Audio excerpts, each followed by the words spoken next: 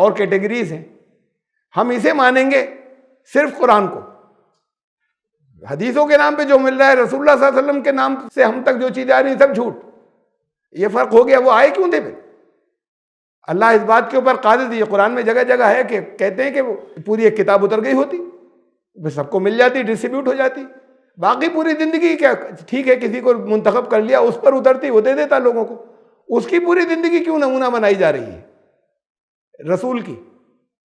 اگر وہ رسول کی باتیں آپ تک پہنچے ہی نہیں تو پھر وہ تو خالی اس دور کے لیے ہو گئی.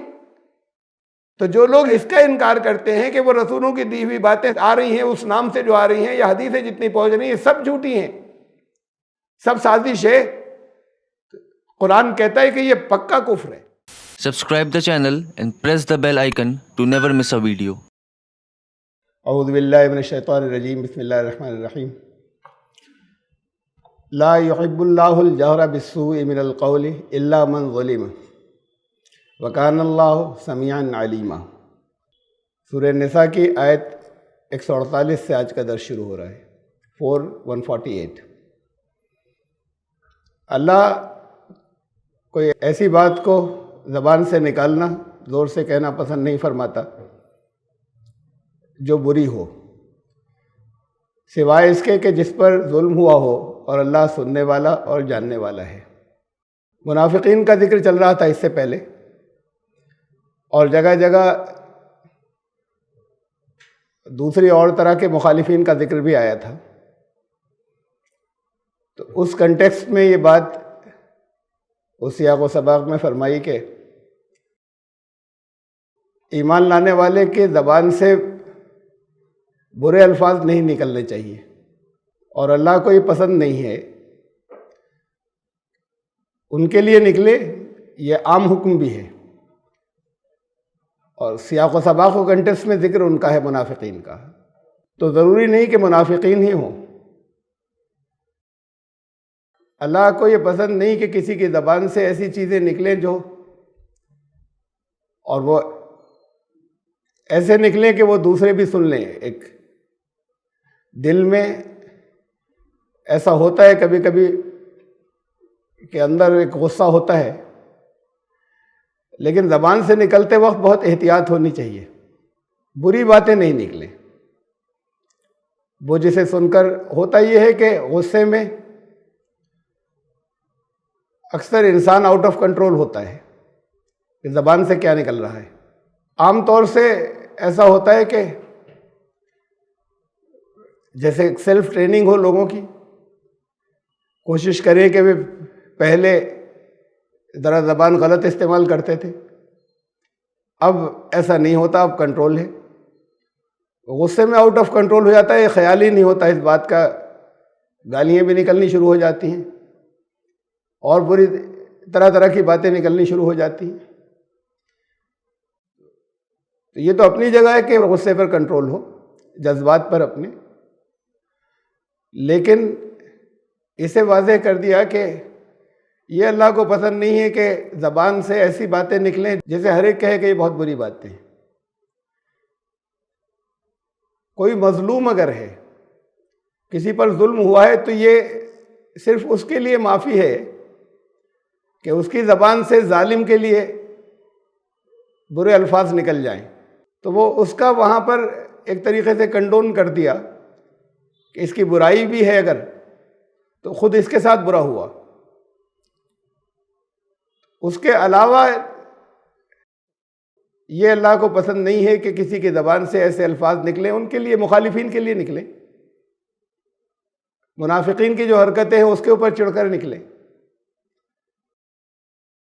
یہ صرف مظلوم کے لیے معافی ہے کہ اس نے اب توبہ کر کے بھی آ گیا، یا دل صاف اس کی طرف سے نہیں ہوا، اس پر ظلم ہوئے تھے، کسی کے اوپر ظلم ہوئے تھے، تو وہ یا جس وقت ظلم ہوا اس وقت اس کی زبان سے ایسی باتیں نکلیں جو ناپسندیدہ ہیں، تو اس کے لیے تو مارجن ہے، اس کے علاوہ نہیں. اور اللہ سننے والا ہے اور جاننے والا ہے. سب باتیں ریکارڈ ہو رہی ہیں. اس کا احساس تحت الشعور میں، سب کانشس مائنڈ میں نہیں رہتا کہ ہر بات اللہ کے یہاں ریکارڈ ہو رہی ہے، اور یہ حصہ وہ ہے جو اللہ کو ناپسند ہے۔ اس سے پہلے یہ آیت جو ہے، اس سے پہلے میں یہ یاد دلا دوں کہ 4137 دو آیتیں ایسی گزری تھیں جس میں وہ لوگ، سب کے لیے نہیں ہے یہ،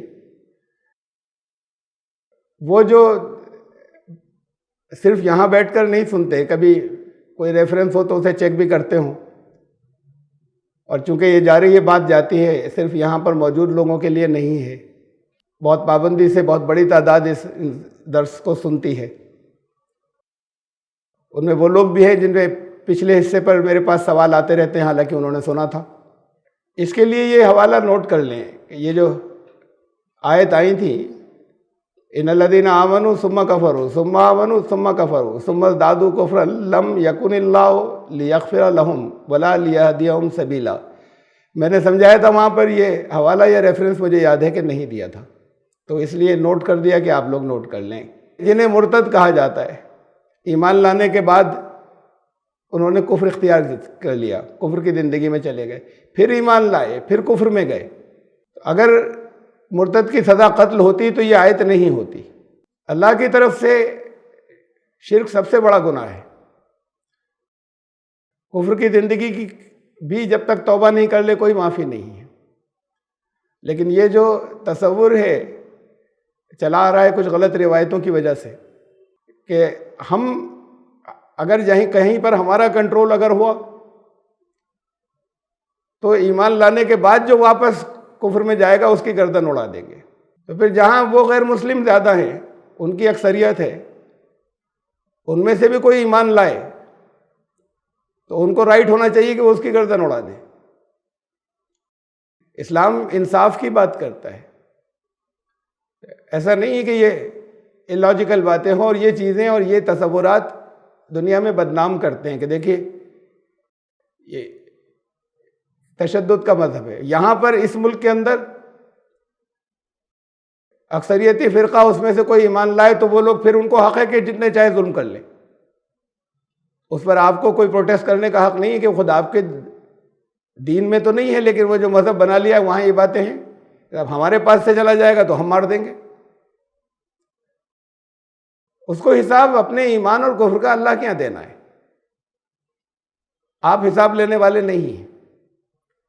یہی تو آزادی ہے جو دین نے دی ہے کہ اختیار دیا انسان کو، اس کے بعد یہ بتا دیا کہ یہ حق ہے، قل الحق من ربکم، ان سے کہہ دو کہ یہ حق ہے تمہارے رب کی طرف سے، اما شاکرا و اما کفورا۔ یہ انسان پر ہے کہ جس کا دل چاہے وہ شکر گزار بنے اور جس کا دل چاہے وہ ناشکرا بن جائے۔ وہ آزادی تو پھر ختم ہو گئی۔ اللہ کی طرف سے صرف ان چیزوں کا اس دنیا کے اندر سزا رکھی گئی ہے جس کا ڈائریکٹ براہ راست دوسروں پر اثر پڑتا ہے۔ چوری کی تو یہ اس کی لبرٹی اور آزادی نہیں ہے، گناہ ہے، لیکن ایسا گناہ ہے جس سے دوسرے کو ڈائریکٹ اسی وقت نقصان پہنچا تو اس کی سزا دی جائے گی۔ باقی چاہے اس سے جتنے بڑے گناہ ہوں، حقوق العباد کے تعلق سے جتنی چیزیں ہیں، بندوں کے حق تلفیاں ہوئیں اور ان کو نقصان پہنچا، اس پر سزائیں ہیں۔ یہاں دنیا کے پینل کوڈ میں بھی ایسے ہی ہوتا ہے، جو سزا کا قانون ہے، اور جو وہ تمام چیزیں جو ایمانیات کے اندر جہاں پر ڈائریکٹ کسی دوسرے کو کوئی نقصان نہیں پہنچا ہے، سماج میں، معاشرے کو، اس کا حساب اللہ کے یہاں دینا ہے۔ جو حقوق اللہ میں جو جتنی کمیاں رہ گئیں یا جتنی حق تلفی ہوئی اللہ کے حقوق کی، اس کا یہاں پر کوئی اس پہ سمجھا سکتے ہیں، سمجھانا ضروری ہے، لیکن کسی کو زبردستی کرنے کا حق نہیں ہے۔ کسی کو اس کا حق نہیں ہے کہ کوئی نماز نہیں پڑھے تو اسے ڈنڈے مار کے نماز پڑھنے کے لیے بھیج دے کہ یہاں پر تو مسلمان زیادہ ہے، تمہیں ہر حالت میں اس وقت مسجد میں گھسنا پڑے گا، یہاں باہر کیسے، بازار میں کیسے ہو۔ یہ وہ اسلام جو آج تک بدنامی ہے، جس کی وجہ سے یہ طالبان کا جو اب سیکنڈ ایڈیشن آیا ہے وہ کہہ رہے ہیں کہ اب پہلے سے میچور ہو گئے ہیں اور وہ غلطیاں نہیں ہوں گی. دوسروں کے معاملے میں نہ ہو, غیر مسلموں کے معاملے میں نہ ہو, اور انٹرنیشنل لاز جو ہیں ان کے سلسلے میں وہ احتیاط برتے ہیں, لیکن اس میں بھی احتیاط برتنی پڑے گی انہیں کہ اسلام کے جس برانڈ کو انہوں نے ساری دنیا میں اسلام کہہ کر مشہور کیا تھا, اپنے جن تصورات کو, اس کا دین سے کوئی تعلق نہیں ہے. اس پر بھی کوئی مجبور نہیں کر سکتا, اخلاقی بات ہے یہ. اس پر بھی کوئی مجبور نہیں کر سکتا کہ روزے دار کے سامنے کوئی بیٹھ کر نہیں کھائے. وہ اللہ کے لیے روزہ رکھا ہے, دوسرے سے کیا مطلب؟ آپ کوئی احسان کیا کسی کے اوپر, آپ کی وجہ سے ان پر پابندیاں کیوں لگی؟ اب مہاویر جینتی آئی, مہاویر جینتی کے اوپر گوشت کی ساری دکانیں بند کر دی گئی اس لیے کہ وہ مہاویر جینتی ہے. یہ سراسر زیادتی ہے, اور مسلمان کہتے ہیں زیادتی ہے. مہاراشٹر میں 1 ہفتے کے لیے بند کر دی گئی, 1 گھنٹے کے لیے بھی اس بات کی پابندی نہیں لگائی جا سکتی کہ وہ تھوڑے سے لوگ جو کہیں کہیں ہوتے ہیں ان کی وجہ سے, ان کا چونکہ یہ جینتی تھی اس لیے دوسرے لوگ جو کچھ کھاتے ہیں اور ان کو نہیں پسند ہے وہ اس کے خلاف ہیں, تو دوسرے لوگوں پر یہ پابندی لگا دی جائے, یہ جرم ہو جائے کہ وہ بھی نہیں کھائیں گے. جیسے یہ لاجیکل نہیں ہے. اور پھر پابندی ایسے ہی تھوڑی. میں نے تو ایک جگہ ایک پوسٹ تھی, اس کے اوپر جواب بھیجا, صرف گوشت کیوں, جتنی چیزیں جین دھرم میں کھانا منع ہے ان سب پر پابندی لگ جانی چاہیے. اگر یہ آپ سمجھتے ہیں کہ ان کے دھرم کسی ایک دھرم کے والوں کی وجہ سے باقی پر یہ پابندی لگے, اور وہ بھی یہ ہو کہ وہ آبادی کا 1% بھی نہ ہو, بات کم زیادہ ہونے کی نہیں ہے, بات اس کی کہ ان کو نظر بھی نہ آئے, ان کو پتہ بھی نہ چلے. اگر میجورٹی کمیونٹی ہوتی تو ہر جگہ اس کو نظر آتا, زیادہ تر ہر جگہ موجود ہے. اس کی وجہ سے سب کو روک دیا جائے تو یہ غلط ہے. میں نے بھی بھیجا کہ ان سب چیزوں پر پابندی لگا دینی چاہیے. اب تو جتنی چیزیں جین دھرم میں منع ہیں اس کی 80% جینی خود کھاتے ہیں. ناممکن ہے ان کے لیے سب چیزوں پر عمل کر لینا. تو ان کی بھی رک جائے, سارے باقی جتنے دھرم والے ہیں ان کی وہ ساری چیزیں رک جائیں, صرف گوشت کیوں؟ یہاں تک ٹھیک ہے جین مندر کے آس پاس نہ ہو, کسی خاص دنوں میں نہیں, بلکہ کوئی دکان پرماننٹ نہیں ہو آس پاس, اس لیے کہ وہاں پر بڑی تعداد میں جاتے ہیں, ان کے سینٹیمنٹ ہرٹ ہوتے ہیں, وہاں بہت سے لوگ روزانہ جاتے ہیں. اس کی احتیاطی کی جا سکتی ہے کہ ان کے سامنے نہ ہونی چاہیے کہ کسی سے اگر سینٹیمنٹس ہرٹ ہوتے ہیں, لیکن دوسرے لوگ کچھ برا کر رہے ہیں, آپ کے سینٹیمنٹس کیوں ہرٹ ہوں؟ اس کی اجازت تو ہے کہ جین منی کپڑے پورے اتار کے بازار میں سے مارچ کر لیں, جو ہر دھرم کے لوگوں کے لیے بڑا آفینسو ہے, بہت زیادہ سخت ناپسندیدہ, ایسی کہ جو ہرٹ کرنے والی بات ہے ہر دھرم کے, باقی جینیوں کے علاوہ ہر دھرم کے لوگوں کے لیے. تو اس کی تو اس پر تو پابندی نہیں ہوگی کہ وہ اگر نکلنا چاہیں بازار میں سے پبلکلی نکل کر جائیں, ان کا پروسیشن تو وہ روکا جائے.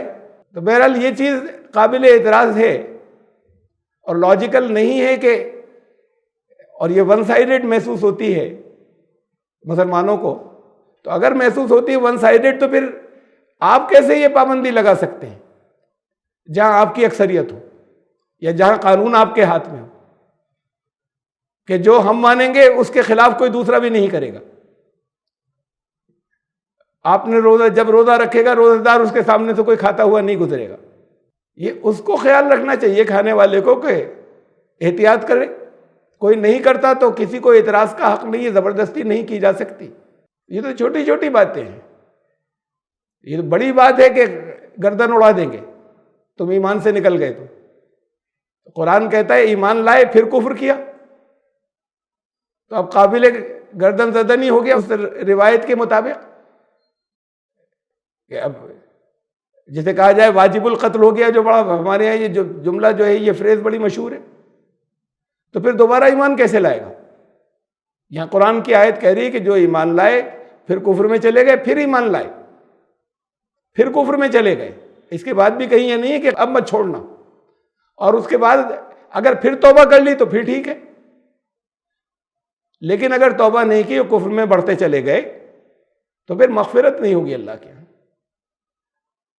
یہ نہیں تھا کہ تم اب تو سزا دے دینا، اور اللہ کا قانون صحیح راہ بھی نہیں دکھائے گا۔ ایمان لانے کا مطلب کوئی زبانی بات نہیں تھی ایسی کلمہ پڑھ لیا، ایمان لانے کا مطلب خوب سوچ سمجھ لیا تھا، جانتا ہے ایمان کی ہر بات کو جانتا ہے، یہ جانے بغیر، ایمان کے سارے تقاضے مانے بغیر اللہ کی نظر میں کوئی مومن نہیں ہوتا، کسی کے یہاں پیدا ہو جانے سے، کلمہ پڑھ لینے سے، نمازیں بھی پڑھ لینے سے۔ تو جب سب کچھ جاننے کے بعد وہ ایک بار چھوڑ رہا ہے اور دو بار چھوڑ رہا ہے تو پھر اس کو راستہ نہیں ملے گا، اللہ کا قانون راستے بند کر دے گا واپسی کے۔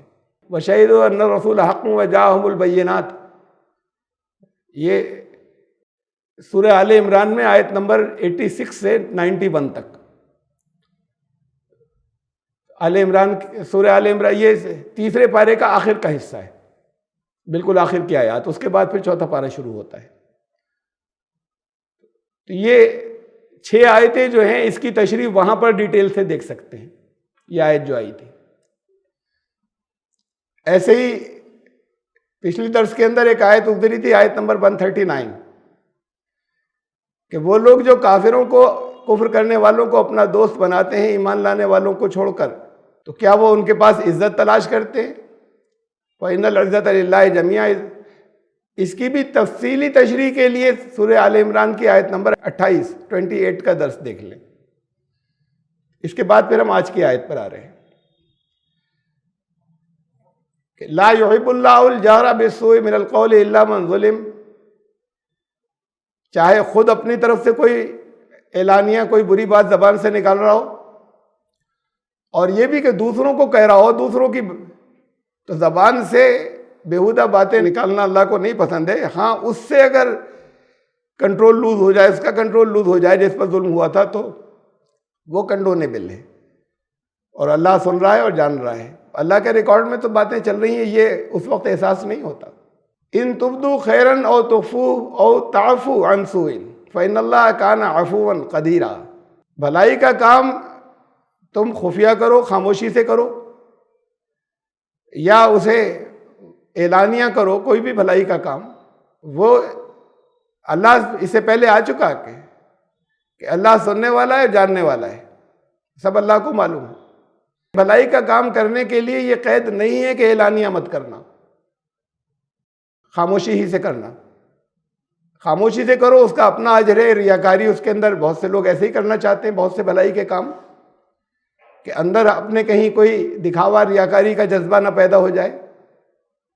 اعلانیہ کرنے کے اپنے فائدے ہیں، اس سے ذرا محتاط رہتے ہوئے، کوشش رہتے ہوئے اس بات سے کہ ہمارے اندر کہیں دکھاوے کی جھلک نہ آ جائے، کوئی اندر کسی جگہ اس کے جذبات نہ پیدا ہو جائیں۔ اس کے اپنے فائدے ہیں کہ اس سے دوسروں کو انسپریشن ملتا ہے، ترغیب ملتی ہے بھلائی کے کام، اگر وہ ایسے کیے جائیں کہ سب کو معلوم ہو، تو جتنے لوگوں تک بات پہنچتی ہے وہ وہاں بھی ایک جذبہ پیدا ہوتا ہے، ایک دائیہ پیدا ہوتا ہے کرنے کا۔ دونوں ٹھیک ہے، تمہارا دل چاہے اعلانیہ کرو، تمہارا دل چاہے خفیہ کرو۔ اور پھر ساتھ میں یہ پچھلے سے کنیکٹڈ بات آئی، پچھلی آیت سے، او تعفو عن سوء، کوئی برائی ہو اسے نظر انداز کر دو۔ تو یہ جو ہے برائی کو نظر انداز کر دینا، بجائے جھگڑا کرنے کے، بجائے برے انداز میں جواب دینے کے، یہ اگر تم کرو گے تو تمہاری غلطیوں جو ہیں وہ اللہ انہیں نظر انداز کرے گا، اس لیے کہ اللہ کی صفت یہ ہے کہ وہ عفواً قدیرہ، معاف کرنے والا ہے، اور قدیرہ قدرت رکھتا ہے، قدرت رکھنے کے باوجود معاف کرنا۔ اب کوئی دبا ہوا ہے، اس کے اوپر زیادتی، اس نے کہا جا تجھے معاف کیا، تو وہ تو مجبور ہے، یہ بدلہ نہیں لے سکتا۔ جو قدرت رکھتا ہے، اصل میں تو بات اس کی ہے کہ جو زبر ہے کہ معاف کرنے اس کے ہاتھ میں تھا، اس کے اختیار میں تھا کہ وہ بدلہ لے، اور اس کے بعد اس نے معاف کیا، تو اصل معافی تو اسی کی ہے، معاف کر دینا، تو یہ اللہ کی صفت ہے۔ اللہ سے زیادہ قدرت رکھنے والا کون ہے کہ ہاتھ کے ہاتھ پکڑ لے اور سزا دے دے؟ اس کے باوجود وہ درگزر کرتا ہے اور معاف کرتا ہے، یہ اس کی صفت ہے۔ تو اس کی شان عفوت یا معافی دینے کی جو صفت ہے ان لوگوں کے لیے خاص طور سے زیادہ ظہور میں آتی ہے جو دوسروں کو معاف کرتے ہیں۔ ان الذین یکفرون باللہ ورسلہ ویریدون ان یفرقوا بین اللہ ورسلہ ویقولون نؤمن ببعض ونکفر ببعض ویریدون ان یتخذوا بین ذلک سبیلا، بے شک وہ لوگ جو اللہ اور ان کے رسولوں کا انکار کریں یا ان سے کفر کریں اور یہ ارادہ کریں کہ یہ بھی کفر ہے، اور یہ چاہیں وہ کہ اللہ اور رسولوں کے درمیان میں فرق کریں، یا وہ لوگ جو کہیں کہ کچھ کو مانیں گے اور کچھ کو نہیں مانیں گے، یا وہ جو کمپرومائز کر لیں کہ اچھا کچھ ادھر کا لے لیں کچھ ادھر کا لے لیں، جو یہ ان کے درمیان کی راہ اختیار کرنا چاہیں۔ اس کے آگے فرمایا اولئک ھم الکافرون حقا، حقا لفظ بڑا سخت آیا یہاں پر، یہ ہوتا اولئک ھم الکافرون، ایسے لوگ کافر ہیں، ایسے لوگ تو کافر ہیں ہی، یہ ہم بھی آ گیا کافرون بھی آ گیا، تو اس کا ترجمہ ایسے ہوتا ہے، اولئک بھی آ گیا، اس کا ترجمہ ایسے ہوتا ہے کہ ایسے لوگ تو کافر ہیں ہی، لیکن حقا لفظ ساتھ میں اور آیا ہے، پکے کافر ہیں، حقیقتاً کافر ہیں ایسے لوگ۔ وَأَعْتَدْنَا لِلْكَافِرِينَ عَذَابًا مُهِينًا، اور ایسے کفر کرنے والوں کے لیے بڑی رسوائی کا سامان ہے، یہاں بھی رسوا ہوں گے اور آخرت میں بھی ذلت آمیز عذاب ہوگا انہیں۔ بہت پرانی بات ہے، ہمارے استاد بھی اس وقت حیات تھے، مولانا شمس الدین عثمانی رحمۃ اللہ علیہ، تب کی بات ہے، 90s کے شروع کی بات، 91 کی غالباً رہی ہوگی، ہو سکتا ہے ایک آدھ سال اور پہلے کی ہو۔ کچھ لٹریچر ملا کچھ اردو میں نرنکاری مشن کا، اس پر پتہ لکھا ہوا تھا، فون نمبر بھی دیے ہوئے تھے، موتی رام صراف نام لکھا ہوا تھا جنہوں نے وہ لکھا تھا اردو میں۔ پرانے لوگوں کو اردو آتی تھی، انہوں نے اردو میں وہ لکھا تھا، اور ظاہر ہے کہ اردو میں اب کے لوگوں کو، غیر مسلموں کو اردو نہیں آتی عام طور سے ہندوستان میں، تو ظاہر ہے کہ وہ مسلمانوں کے لیے لکھا گیا تھا، جگہ جگہ اس میں قرآن کی آیتوں کے حوالے بھی تھے۔ تو وہ میں نے پتہ نوٹ کر لیا، دلی گیا تو میں وہاں گیا، چاندنی چوک میں ان کی دکان تھی، کافی بڑی جیولر تھے وہ موتی رام صاحب، کافی ضعیف تھے، بوڑھے تھے، بڑے خوش ہوئے وہ دیکھ کر، چہرے سے اندازہ ہو گیا کہ مسلمان ہیں، اور میں نے ان کو دکھایا کہ یہ ہم نے پڑھا تھا اس لیے آئے ہیں۔ نرنکاری تھے وہ، تو چھوٹی چھوٹی تھی لیکن 3-4 مورتیوں اوپر لگی ہوئی تھی، الگ الگ بھگوانوں کی، دیوی دیوتاؤں کی۔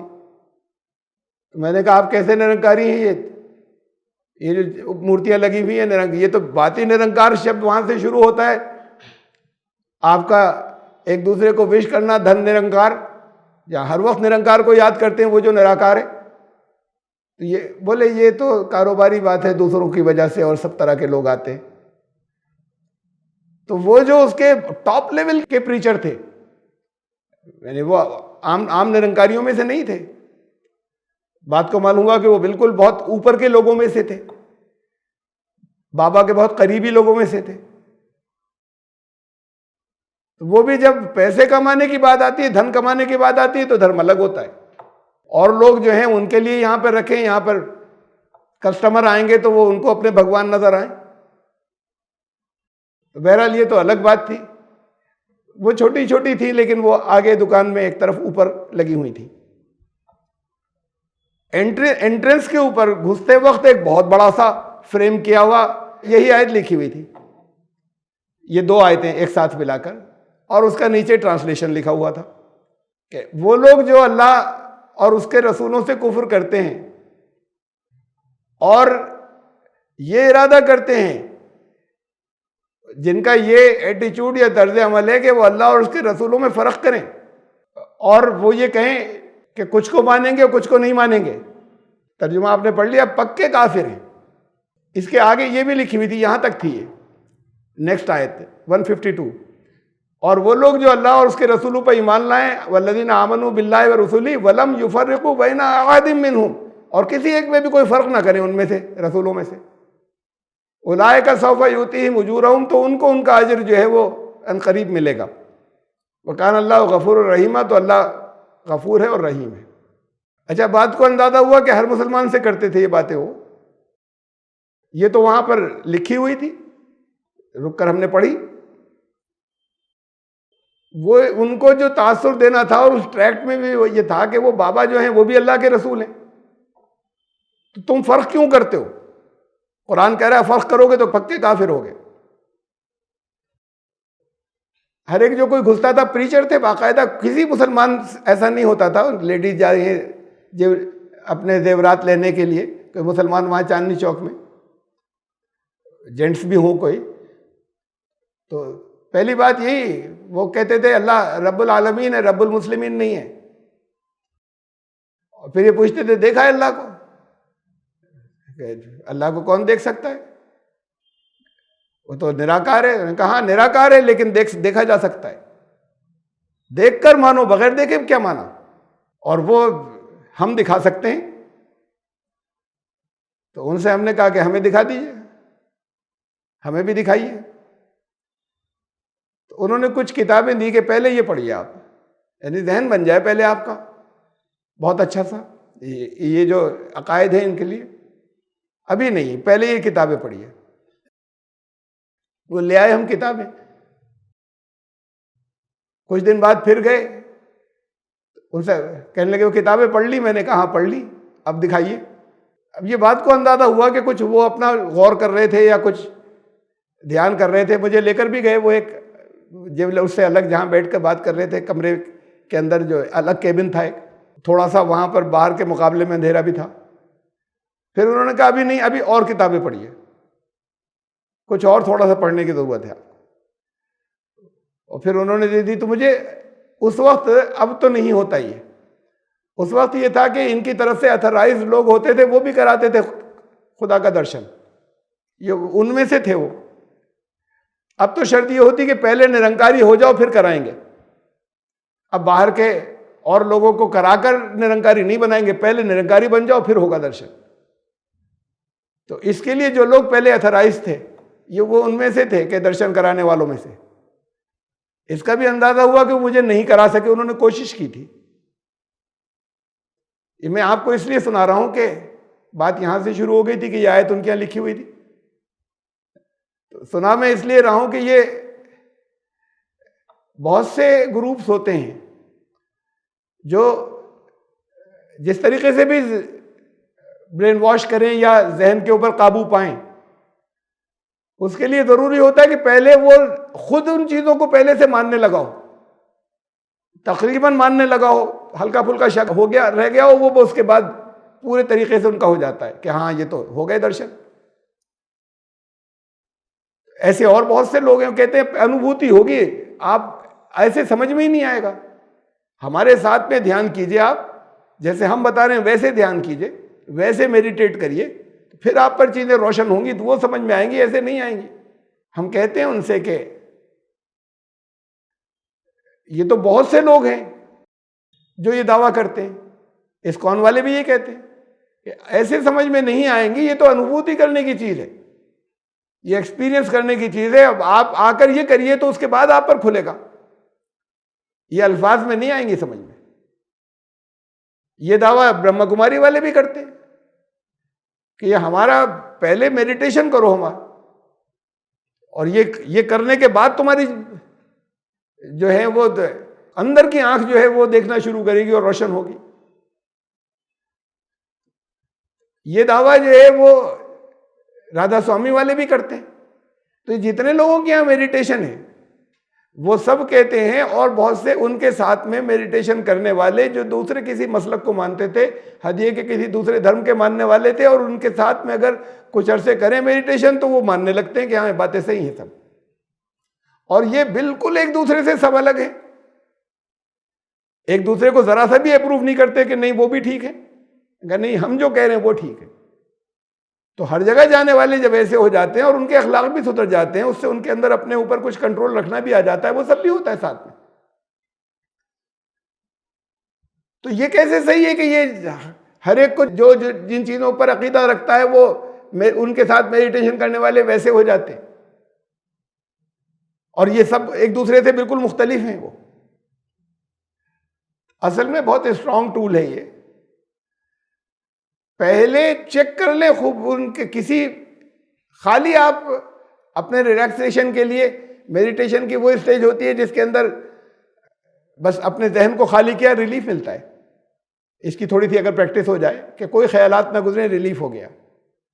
لیکن اس کے ساتھ کوئی تھاٹ پروسیس بھی ہو، کوئی بات جو ہے وہ بتائی جا رہی ہے، کہی جا رہی ہے، یا خود اپنے آپ کو کہنے کے لیے، دہرانے کے لیے کہا جا رہا ہے اس بیچ میں، تو اس پر عقیدہ پکا ہو جاتا ہے. تو اس لیے یہ بہت ضروری ہے کسی بھی طرح کے میڈیٹیشن کے لیے کہ پہلے آپ یہ سمجھیے کہ یہ بات حق ہے یا نہیں ہے. یہ لاجک سے یہ کچھ نہیں کہ پہلے آپ انوبھو کیجئے، پہلے لاجک سے فائنل کیجئے کہ یہ صحیح ہے یا نہیں ہے. اب یہاں سے تو نکل گیا مسلمانوں میں سے نماز کا میڈیٹیشن، غائب ہو گیا، ورنہ زندگیاں بدل جاتی ہیں، ایمان بالکل مکمل ہو جاتے. یہ مختلف گروہوں کے یہاں باقی ہے. لیکن ساتھ میں دوسری بات بھی کہ کتنا بھی انہوں نے اپنا لٹریچر دیا تو ان کا اس کا ذہن بن جائے گا. اب ہم تو اس پر بات کرنا چاہتے تھے جو چیزیں انہوں نے دی تھی، تو اس پر بات کرنے کے بجائے وہ چاہتے تھے پہلے ماننے لگ جائیے کچھ، اس کے بعد انہوں نے کوشش کی. ایک دفعہ جب وہ دے دی تھی پہلی مرتبہ کہ نہیں ابھی یہ پڑھیے، میں گیا تو انہوں نے مجھے اندازہ وہ کوشش کی تھی اور وہ مجھے نہیں کرا سکے درشن. اب وہ پروسیس ہی ان کے یہاں ختم کر دیا گیا. پھر اور جگہ بھی ایسے واقعات آئے ہوں گے کہ جن لوگوں کو اتھرائز کر دیا وہ نہیں کر پا رہے ہیں. وہ جو اتھرائز سب سے بڑے وہ بھی نہیں کر سکتے. اب انہوں نے کہا پہلے بن جاؤ نرنکاری، پھر پہلے مان لو، پھر اس کے بعد تمہیں یہ بہت بڑا ایک لالچ ہے کہ یہ دکھائیں گے، اس سے ملوائیں گے. بہرحال یہ آیت لکھی ہوئی تھی، اس سے ذرا غیر متعلق باتیں تھیں پرانی جو ساتھ میں اور آ گئی، اور اہم ہے آپ سب کے لیے جاننا ان کو، اس لیے میں نے تذکرہ کر دیا کہ جو اللہ پر ایمان لائے اور اس کے رسولوں پر ایمان لائے، اور جو اللہ کا کفر کرے اور اس کے رسولوں کا کفر کرے. کون سا کفر؟ کہ یہ بھی کفر ہے کہ اللہ اور رسولوں کے درمیان میں تفریق کرے، فرق کرے. تو سارے رسول، ایک رسول کی بات نہیں ہو رہی. تو وہ جو ہیں وہ پکے کافر ہیں، ایسے لوگ حقیقتاً کافر ہیں، لازماً کافر ہیں. یہ فرق کیا ہے اللہ اور رسولوں کے درمیان؟ فرق یہ ہے کہ فرق کرنے کا مطلب کیا ہے، اور فرق کہتے ہیں عربی زبان کے اندر الگ ہو جانے کو، جدا کر دینے کو. یہ فرق عربی زبان کے اندر مانگ کو کہتے ہیں، بالوں کے جو مانگ بالکل سیدھی اگر ہو، یہ دونوں ایک طرف کے ہر بال ادھر کا ادھر ہو گیا اور ہر بال ادھر کا ادھر ہو گیا، ایک دوسرے سے بالکل کلیئر آئیڈینٹیفائی ہو گئے، ممتاز ہو گئے، کلیئرلی الگ الگ ہو گئے. یہ فرق ہے کہ الگ الگ پہچانے جا سکیں، اور ایسے پہچانے جا سکیں کہ یہ الگ اور یہ الگ. تو اللہ اور رسولوں میں فرق کیا ہے؟ ذات میں نہیں، اس کی ذات تک تو کوئی پہنچ ہی نہیں سکتا کہ ان رسولوں کو بھی سب کو خدا مانے. یہ تو ظاہر بات ہے کہ قرآن کی تشریح کے اندر، اور قرآن کا جاننے والا قرآن کی دوسری آیات کی روشنی میں اس کو سمجھا جائے گا. ورنہ اس سے پھر لوگ جو ہیں وہ غلط نتیجے نکالیں گے کہ سارے رسول خدائی کے درجے پر تھے. کوئی ایک ہی نہیں بلکہ سب رسول خدائی کے درجے پر تھے. اس فرق کی بات نہیں ہو رہی. اللہ اور رسولوں میں فرق کریں. اللہ نے جو کچھ آپ کو دیا جو اللہ کی طرف سے آیا، اور جو رسول دے رہے ہیں، تو رسول کبھی وہ نہیں دے سکتے جو اللہ نے اپنے کلام کی شکل میں دیا. رسول اس کے خلاف کبھی نہیں دے سکتے. تو جو لوگ یہ مانے کہ کلام اللہ میں جو کچھ ہے اللہ کے کلام میں، اس کے خلاف بھی ہو سکتا ہے، اس سے الگ بھی ہو سکتا ہے، اس سے ٹکراتی ہوئی باتیں بھی رسول دے سکتا ہے آپ کو، قرآن کہتا ہے پکے کافر ہیں. اور فرق کیا ہے؟ میں فرق کی اور مثالیں دے رہا ہوں.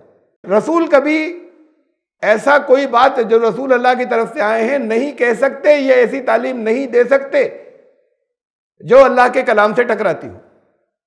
ورنہ یہ دونوں میں فرق ہو گیا ہی، دونوں آئیڈیالوجیز کے اندر.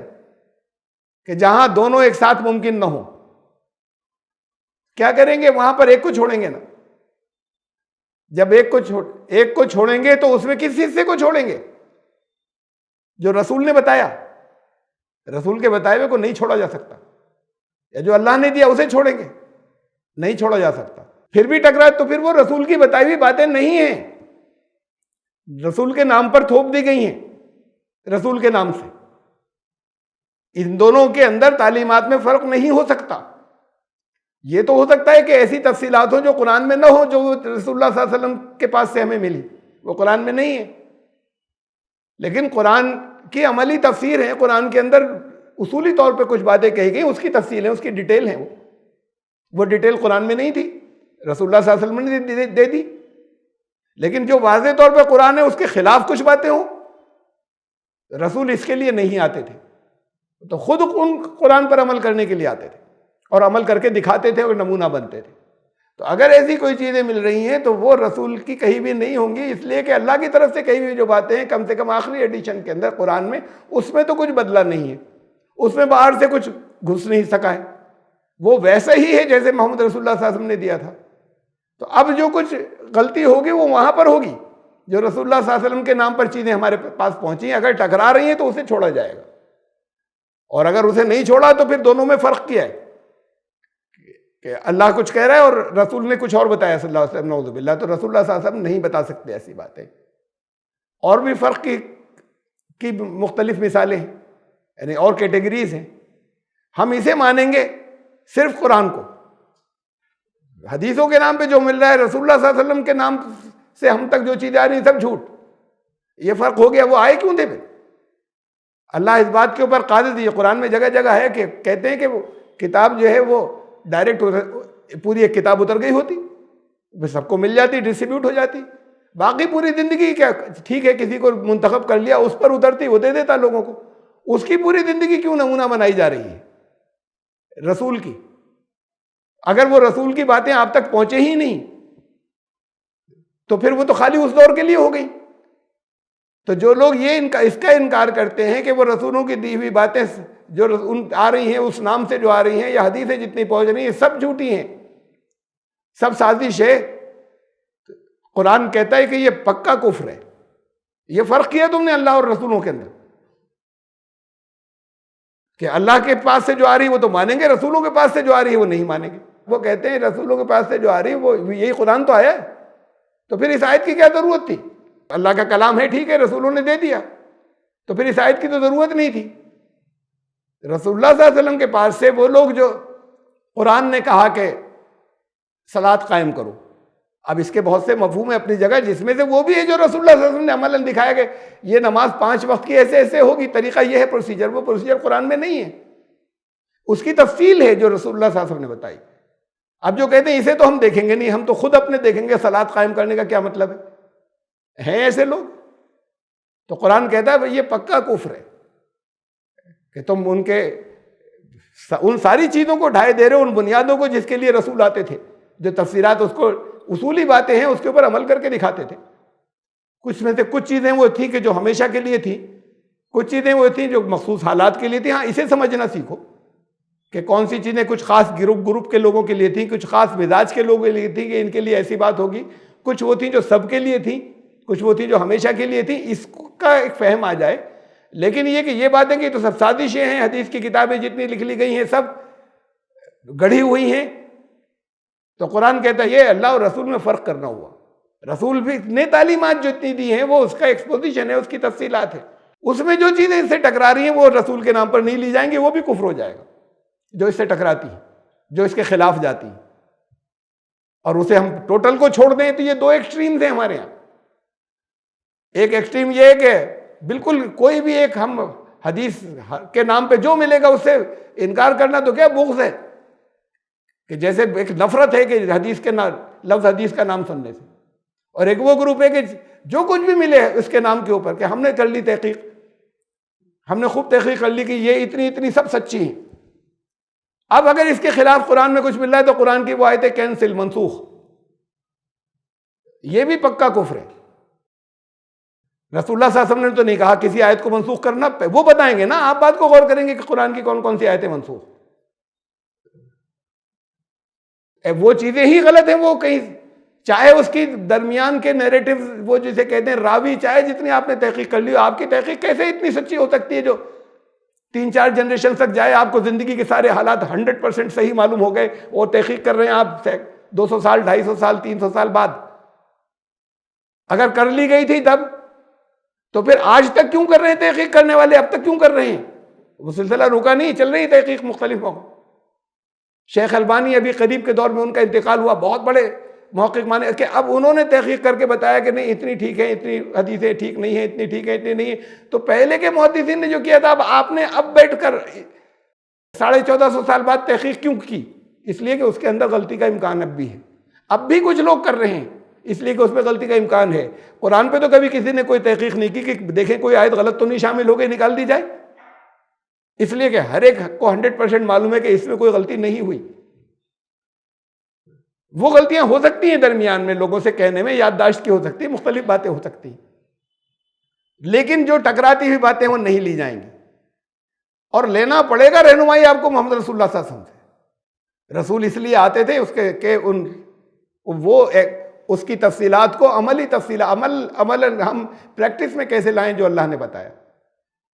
تو یہ ہے فرق کی بات کہ یفرقوا بین اللہ ورسلہ، جو فرق کرتے ہیں اللہ رسول، یہ فرق کرنا جو ہے یہ غیر مسلموں میں اللہ کے پاس سے تو پچھلے کلام بھی آئے، جو آئے وہ پچھلے ایڈیشنز، وہاں پر ہمیں ایز اے فیکٹ معلوم ہے، خود ان کے محققین جو ہیں وہ جانتے ہیں اور اقرار کرتے ہیں کہ وہاں پر ہو گئی کچھ تبدیلیاں، گڑبڑ ہو گئی، تو پھر اس میں جتنی چیزیں جو صحیح ایڈیشن ہے اس سے ویریفائی ہو رہی ہیں، تصدیق ہو رہی ہے، قرآن بھی کہہ رہا ہے وہاں پر بھی ہیں، تو پھر اتنی باتیں اصولی طور پر ان الفاظ میں نہیں، لیکن اصولی طور پر قرآن سے تصدیق ہوتی ہے کہ ہاں یہ ساری باتیں ٹھیک ہیں، اتنی تو مانیں گے نا، اتنی کو تو پھر آپ کو بھی ماننا ہوگا۔ یہ ہے کہ یعنی جیسے ہم یہاں دیکھیں کہ رسول کی سچی تعلیمات کو مانیں، ایسے ہی وہاں پر پچھلے ایڈیشن جتنے پچھلی کتابیں ان کی سچی باتوں کو مانیں، اس لیے کہ اس میں ہو گیا فرق کہ اس میں کچھ چیزیں جو ہیں وہ بعد کے لوگوں نے ایڈ کر دی۔ تو جیسے یہاں پر حدیث کے سلسلے میں یہ بات آ رہی ہے کہ کچھ چیزیں بعض کے لوگوں نے ایڈ کر دی، ایسی پچھلی کتابوں کے اندر بعض چیزیں لوگوں نے ایڈ کر دی، تو جتنی چیزوں کا اس کی کسوٹی ہے اس کسوٹی سے پرکھ لیں، ان سب پر بھی اسی شکل میں بھی ایمان لانا ہے۔ کیوں کہتا ہے قرآن بار بار آپ سے کہ سارے رسولوں پر ایمان لاؤ، ساری کتابوں پر ایمان لاؤ؟ خالی زبان سے کہنے کا لفظ ہے ایمان لانا کہ ہم ایمان لے آئے، ہاں ہم نے سب کتابوں پر ایمان لے آئے، سب رسولوں پر ایمان لے آئے۔ تو جتنی چیزیں آتھینٹک مل رہی ہیں آپ کو، اتنی چیزیں آپ کو ساری کی ساری لینی ہے۔ تو جو لوگ اس میں فرق کرتے ہیں اللہ اور رسولوں کے درمیان میں، اب یہ لوگ جو اگر کوئی عیسائی ہے، کرسچن ہے، کوئی آگے کہا یہ فرق کے بارے میں کہ کہتے ہیں کچھ کو مانیں گے کچھ کو نہیں مانیں گے، وَيَقُولُونَ نُؤْمِنُ بِبَعْضٍ وَنَكْفُرُ بِبَعْضٍ، کچھ کو مانیں گے کچھ کو نہیں مانیں گے۔ ایک جیو تھے، ایک یہودی، ان کے بارے میں ان کا ایک میں نے پڑھا، جن صاحب سے ان کی گفتگو ہوئی تھی، انہوں نے اس کا حوالہ دیا تھا، میں نے ان کی کتاب میں پڑھا کہ ہر بات سے بالکل مطمئن ہو گئے تھے اسلام کی، انہوں نے کہا میں اسلام قبول کرنا چاہتا ہوں، بہت اچھا ہے، بہت صاف ستھرا ہے، لیکن بس ان کو نہیں مانوں گا، یشوع کو، جیسس کرائسٹ کو، حضرت عیسیٰ کو، انہیں نہیں مانوں گا۔ بہت سخت دشمنی ان کے اندر مذہبی طور پر دونوں کے درمیان، کہ یہودی کہتے ہیں ہم نے ان کو قتل کر دیا، ہم نے ان کو صلیب دے دی، عیسائی کہتے ہیں ہمارے خدا کو صلیب دے دی، خدا کے بیٹے کو صلیب دے دی۔ تو مذہبی طور پر جتنا اختلاف یہودیوں اور عیسائیوں میں دنیا میں ہے، اتنا یہودی اور مسلمانوں میں نہیں ہے، تو بہت قریب ہیں دونوں۔ خود یہودی ربی نے مجھ سے کہا کہ ہم آئیڈیالوجیکلی مذہبی طور پر جتنا اسلام کے قریب ہے اتنا کسی کے قریب نہیں ہے، جتنی چیزیں ہماری کامن اسلام سے ہیں، اور ہمارا بہت بڑا اختلاف تو ان سے ہے، عیسائیوں سے۔ تو اب انہوں نے کہنے، میں نے جواب دیا کہ نہیں، ایک کا بھی کفر کیا قرآن کہتا ہے، ایک کا بھی انکار کیا تو تم ایمان والے نہیں ہو سکتے، اسلام میں نہیں داخل ہو سکتے، سب کو ماننا ہوگا۔ یہ پرسنل اینمیٹی نکالیں گے آپ، یہ ہے انٹرنیشنلزم، سب کو ساتھ میں لے کر چلنا قرآن کا، کہ یہ اعلان کرنا کہ ہم تو سب کو مان رہے ہیں۔ اچھا، جنرل یہودی حضرت عیسیٰ کو نہیں مانتے، محمد صلی اللہ علیہ وسلم کو بھی نہیں مانتے، حضرت عیسیٰ علیہ السلام تشریف لائے، انہوں نے پچھلوں کی تصدیق کی. عیسائی ان کو وہاں حضرت عیسیٰ سے پہلے کے سب کو مانتے ہیں، حضرت عیسیٰ کے بعد والے محمد صلی اللہ علیہ وسلم کو نہیں مانتے. اور کہیں نہیں ہے کہ حضرت عیسیٰ نے کہا، کہیں یہ ہوتا نا کہ وہ کہتے کہ میں آخری ہوں، اب کوئی نبی نہیں آئے گا، اب کوئی پروفٹ نہیں آئے گا، کہیں ایک جگہ کہتے تو کہیں نہیں ہے. بلکہ ان کی زبان سے یہ ہے کہ میرا جانا ضروری ہے، اس لیے ضروری ہے کہ میں نہیں جاؤں گا تو وہ نہیں آئے گا جس کی تعلیمات قیامت تک تمہارے ساتھ رہیں گی. الفاظ یہ ہیں کہ جو ہمیشہ تمہارے ساتھ رہے گا، مطلب یہ کہ ہمیشہ ساتھ رہے گا، جس کی تعلیمات ہمیشہ تمہارے ساتھ رہیں گی. میرا جانا اس لیے ضروری ہے.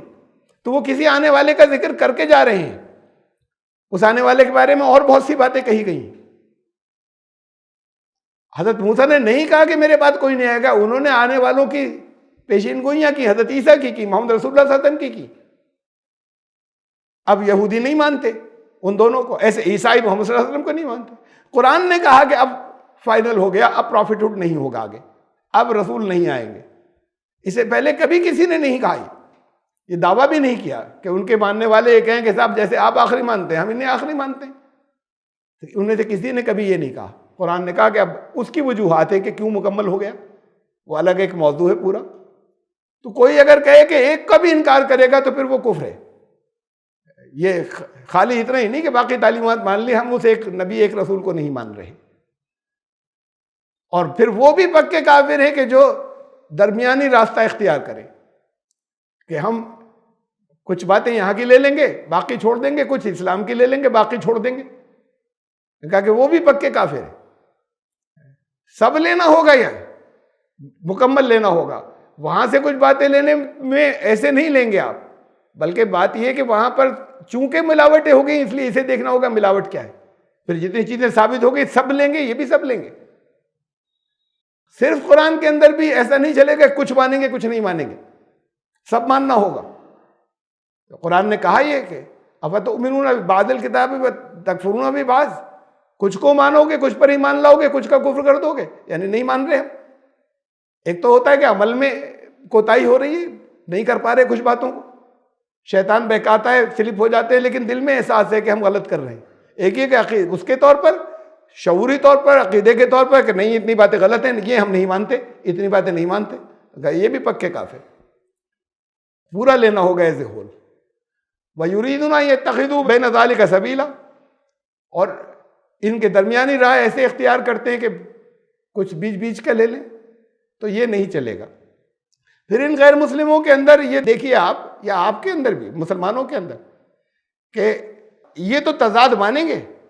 یہ تضادی تو ہے نا، یہ کنٹرڈکشن، کہ ٹکراتی ہوئی باتیں آ رہی ہیں رسول اللہ صلی اللہ علیہ وسلم کے نام پر جو قرآن سے ٹکرا رہی ہیں، یہ تو اس میں سے ایک بھی نہیں چھوڑیں گے، یہ ٹکرانے دو. اور جہاں ویریفیکیشن کی بات ہو رہی ہے کہ قرآن سے جتنی چیزیں ویریفائی ہو رہی ہیں پچھلی کتابوں کی، قرآن ویریفائی کرا نہ، ان کو الگ ہٹا کے رکھ دو. تو جو قرآن سے تصدیق ہو رہی ہے اسے تو الگ ہٹا کے رکھ دو. اس کا نام لینا جو ہے وہ اس کے اوپر فتوے لگ جائیں گے، کفر ہو جائے گا. پچھلی کتابوں کو چھونا جرم ہے. قرآن تو کہتا ہے کہ نہیں، سب پر ایمان لانا ضروری ہے. تو جو قرآن کے مطابق ہے اس حصے کو تو ان کا بھی کاٹ دیں گے، اور جو قرآن کے خلاف ہے وہ یہاں سے لے لیں گے. جو آپ کو مل رہا ہے کہ رسول اللہ صلی اللہ علیہ وسلم نے کہا تھا وہ قرآن کے خلاف ہے، کہ نہیں، یہ غلط جھوٹی چیزیں شامل ہو گئی اس کے اندر. یہ سب چیزیں جو ہیں، بڑی سخت بات ہے کہ جہاں قرآن یہ کہہ رہا ہے کہ ایسے لوگ اولئک هم الکافرون حقا واعتدنا للکافرین عذابا مہینا، ایسے لوگوں کے حصے میں رسوائی ہی آئے گی، یا دنیا کی رسوائی بھی بحیثیت قوم، وہ ایسی قومیں رسوا ہوں گی، اور آخرت میں رسوائی کا عذاب ہوگا، سخت رسوائی کا عذاب. اور وہ لوگ جو ایمان لائے اللہ پر، اس کے تمام رسولوں پر، والذین آمنوا باللہ ورسولہ ولم یفرقوا بین احد منہم، ان میں سے کسی ایک میں فرق نہ کیا، کسی ایک کے اندر بھی،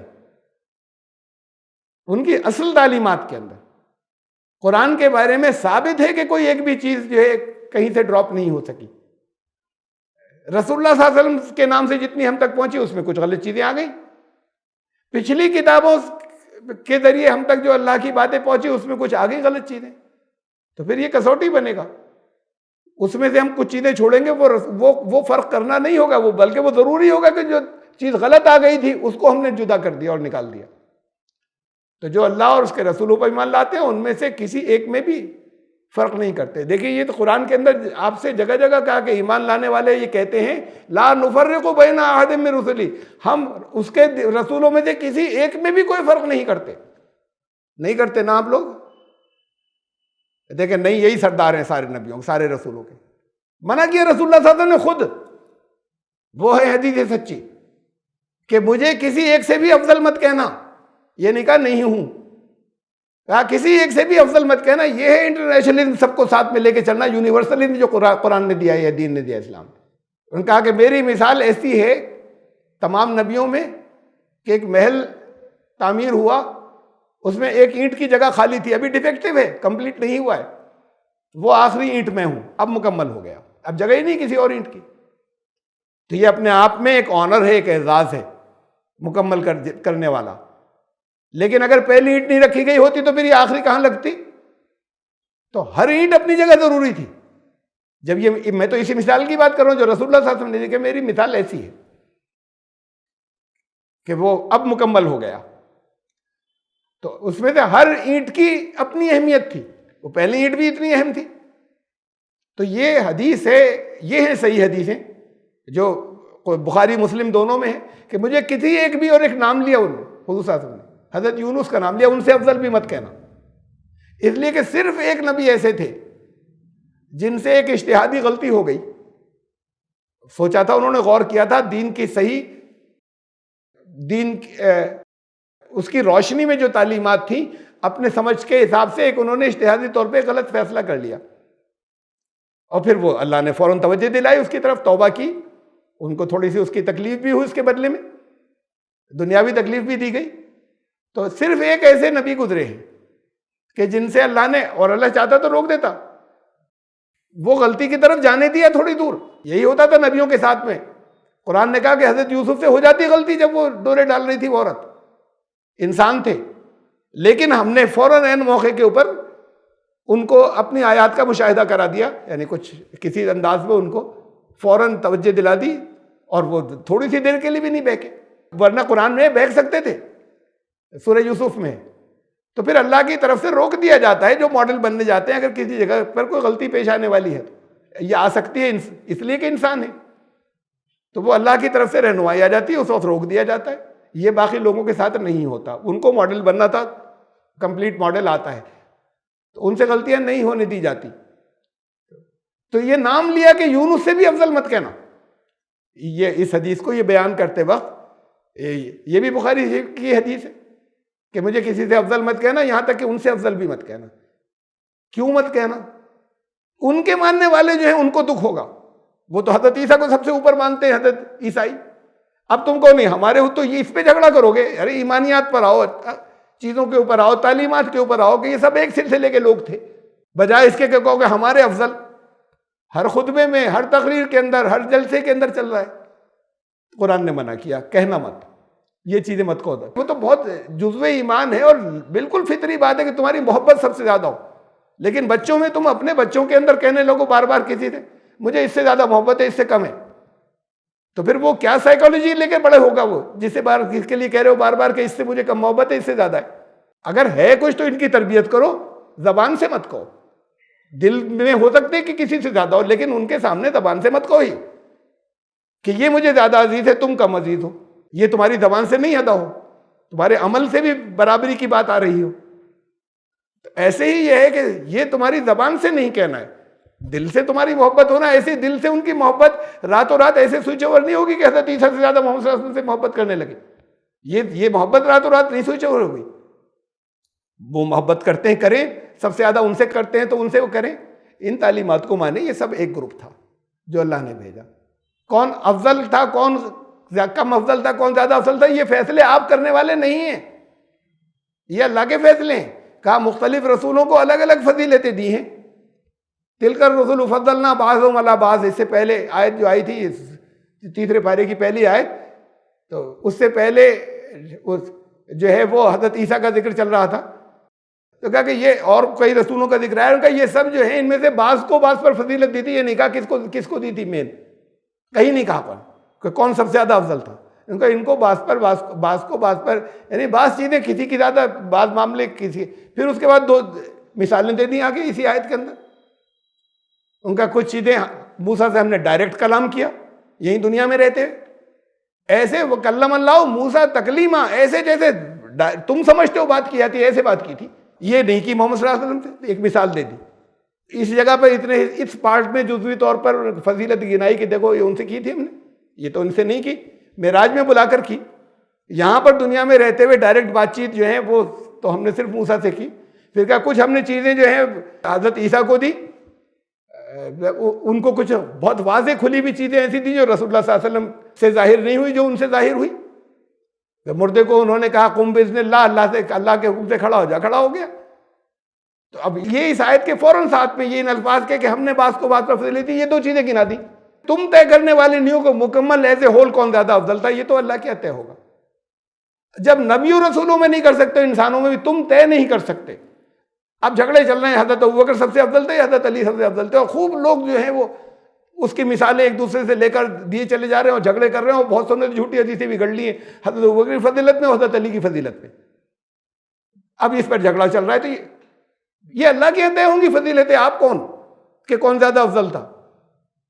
رسول اللہ صلی اللہ علیہ وسلم نے تو اپنے مقابلے میں حضرت بلال کے بارے میں بتایا، بلال کیا کرتے ہو تم، میں نے بتایا نہیں، وہ حدیث ہم تک پہنچی واقعہ، چونکہ اوروں نے سنا، ان کے سامنے، اوروں کے سامنے پوچھا تھا، بلال کیا عمل کرتے ہو؟ میں نے جنت میں تمہارے قدموں کی آواز اپنے سے آگے سنی۔ تو ابھی سب پہنچ نہیں گئے وہاں، یہ انہوں نے ویژن، ایک ان کو اس ویژن کے اندر، رویا کے اندر انہوں نے دیکھا کہ بلال کو کسی معاملے میں میرے اوپر فضیلت ہے، یہ چیز انہوں نے کہا کہ بلال تم کون سا عمل کرتے ہو؟ میں نے جنت میں تمہارے قدموں کی آواز اپنے سے آگے سنی۔ کہ یا رسول اللہ مجھے تو کچھ بھی نہیں معلوم، میں بس آپ پوچھ رہے ہیں میں کیا عمل پرماننٹ کرتا ہوں، تو یہ تو کرتا ہوں، ہمیشہ وضو سے رہتا ہوں، ہر وقت ذرا سی بھی دیر کو بس خالی ضرورت اپنی پیشاب اور کوئی ضرورت اگر حاجت آئی اس کے لیے، اگر تو اس کا بھی انتظار نہیں کرتا کہ یہاں تک آ کے ابھی وضو کروں گا، اتنی دیر جلدی سے تیمم کر لیا پھر آ کے وضو کرتا ہوں۔ تو ہر وقت میں بابا، اس کے علاوہ مجھے نہیں معلوم ہے کون سی ایسی بہت خاص بات ہے جو میں کرتا ہوں۔ ایک فضیلت حضور صلی اللہ علیہ وسلم نے صحابہ کے سامنے گنا دی کہ دیکھو بلال آگے، اس معاملے میں بلال آگے، ہمیں حکم دے دیا گیا کہ تم طے مت کرو، یہ اللہ کا کام ہے فضیلتیں طے کرنا۔ کتنے لوگ جو ہیں وہ بڑے پاکیزہ، دنیا والوں کی نظروں کے اندر مقام بڑا اونچا ہے، اندر کتنی غلاظتیں اللہ کو معلوم ہے۔ کتنے لوگ ایسے نہیں ہیں جو دنیا کے اندر بہت متقی پرہیزگار دنیا انہیں جانتی ہو، اللہ کو معلوم ہے کتنے اونچے مقام کے لوگ ہوں گے۔ یہ تمہارا کام نہیں ہے طے کرنا، ہم ان کا احترام کرتے ہیں، ان کی اچھی چیزیں سب کی لیتے ہیں، نبیوں کا تو سب کا بالکل برابر سے، اور زبان سے کہنے کے مقابلے میں کہا کہ ہم کسی لا نفرق بین احد من رسلی، ہم ان میں سے کسی ایک میں بھی کوئی فرق نہیں کرتے۔ ہمارے یہاں تو اس کے خلاف لگاتار جاری ہے فرق کرنا، یہ اعلان کر کر کے، تو یہ اعلان دوسروں کو چڑھاتا ہے، ہمارے سب سے افضل تھے۔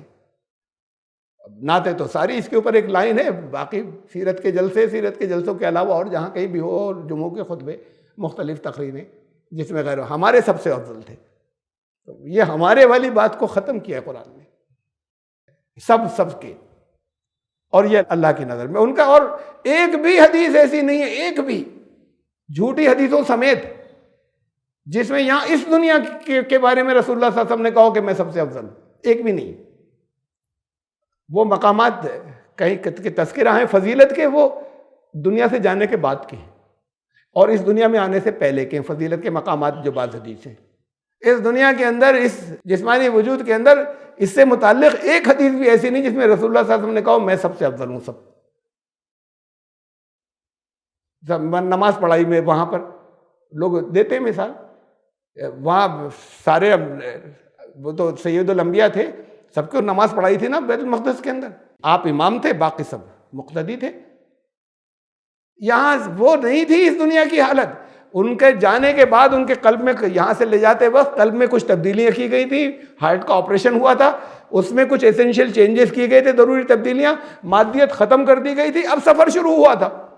وہ یہاں کی مادی جسمانی حالت نہیں تھی، اور یہاں کی مادی جسمانی حالت کے اس کے اندر کہیں کسی چیز کے اوپر انہوں نے نہیں کہا کہ جزوی فضیلتوں کا بیان اپنی جگہ ہے، پارٹ فضیلت جسے کہتے ہیں، لیکن یہ کہ میں سارے انبیاء سے افضل ہوں، وہ کا مت کہنا۔ تو یہ چیز جو ہے کہ ہم کسی میں، تو وہ لوگ جو اللہ پر ایمان لائے اور اللہ اس کے سب رسولوں پر ایمان لائے اور ان میں سے کسی ایک میں کوئی فرق نہیں کیا، اولئک سوف یؤتیہم اجورہم، ہم جلدی دیں گے اجر ان کے۔ بڑا زمانہ لگے گا، وہ آج رکھا ہے حساب کا دن، اور پھر جتنے گزر گئے لاکھوں سال پہلے، پھر آپ کو نہیں معلوم کہ وہ وقت کب آئے گا، لاکھوں سال بعد ہے یا کروڑوں یا اربوں سال کے بعد ہے۔ ایک بار مرنا آخری طور پر سب کو، پھر اس کے بعد دوبارہ اٹھائے جانے کے درمیان کتنا وقفہ ہے؟ ہو سکتا ہے وہ کروڑوں اربوں سال کا ہو۔ تو یہ جلدی کیا ہے کہ جلدی دیں گے، ان کا اجر ان کی جلدی دیں گے، وہ یہیں پر ملنی شروع ہو جاتی ہے۔ یہ لوگوں کا احترام آتا ہے، لوگوں، وہ دوسرے لوگ جو ہیں ان کی یہ سب اجر ہے، یہ اجرت مل رہی ہے۔ جو لوگ ایسا نہیں کرتے، وہ جو دوسرے غیر مسلم ہیں ان کی باتیں زیادہ سنیں گے، ان کا ایک احترام کریں گے، اور سچی بات پر، یہ پوز کرنا نہیں ہے، یہ حکم ہے قرآن کا، یہ حکم ہے رسول اللہ صلی اللہ علیہ وسلم کا۔ ان کا درجہ کچھ اور ہوگا، کم سے یہ اجرت تو کم از کم یہیں پر ملے گی۔ اور خدا نخواستہ ایسے دن آتے ہیں کبھی کہ جہاں ایک دوسرے کے جانی دشمن ہو کے مار کاٹ شروع ہو جاتی، تو کتنے ہی لوگ ہیں جہاں انگلی رکھ کے کہا جاتا ہے یہ نہیں، خبردار انہیں کوئی نہیں چھوئے گا، انہیں کوئی ہاتھ نہیں لگایا جائے گا۔ بدلے میں اور بھی بہت سی چیزیں ہو سکتی ہیں۔ ہم جلدی ان کو عنقریب ان کو اس کا بدلہ دیں گے کہ یہ اس کے ریزلٹس آنے شروع ہو جائیں گے، اس ایٹیچیوڈ کے یہی دنیا میں ریزلٹس آنے شروع ہو جائیں گے۔ وہ تو بہت بعد کی بات ہے کہ وہاں پر آخری بدلہ ملے گا، اور اسی دنیا کے اندر تمہارے لیے نقصان بھی شروع ہو جائیں گے اگر تم ایسا نہیں کرو گے۔ تو ہم آیت نمبر 152 تک پہنچے۔ وَكَانَ اللَّهُ غَفُورًا رَحِيمًا، اور اللہ جو ہے وہ تو غلطیوں کو ڈھکنے والا ہے اور ہمیشہ رحم فرمانے والا ہے۔ تو اگر غلطی ہو گئی تو اس کی توبہ کر لیں، اور وہ ہمیشہ رحم فرمانے والا ہے۔ تو یہ ہم آیت نمبر 152 تک پہنچے سورہ نساء کی۔ انشاءاللہ زندگی رہی تو 153 سے پھر دوبارہ شروع کریں گے۔ سبحان ربک۔